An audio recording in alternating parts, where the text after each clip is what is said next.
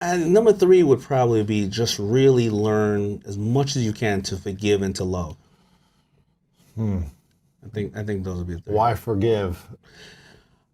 Because people are growing all the time, and you may be in a situation where you have to forgive somebody who did something, but they didn't know that what they were doing to you, or whatever the case is, and or you want to be forgiven as well, right? And how can you have love if you can't forgive, right? And so whether it's with your family or whether with your friends or something else like that, the harbor and the hate and things of that nature will just eat you alive, I think.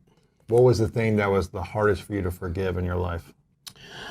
My father left when I was 10 years old. I never would see or speak to him again.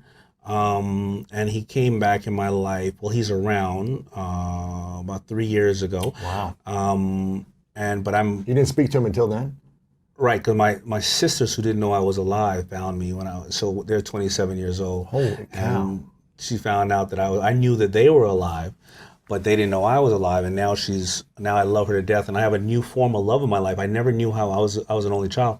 I never knew the love of a sister and a brother, right? You were an only child, now you have a sister and Now a I brother? have two sisters. This No, I was have two 3 years sisters. ago? Yeah, You 3 met years them? ago. Yeah, we hang out all the time. So And- for almost 40 years you didn't... No.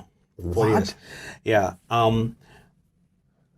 I forgave my father a long time ago by going, I wouldn't be the man that I would be if he was, that, yeah. well, yeah, if I didn't have to do that. That wasn't like true forgiveness fully, was it? It was in a sense. I mean, even now, I don't speak to him. I told him, I said, there was really nothing for us to really Right. talk about. Like, you knew where I was all that time. Right.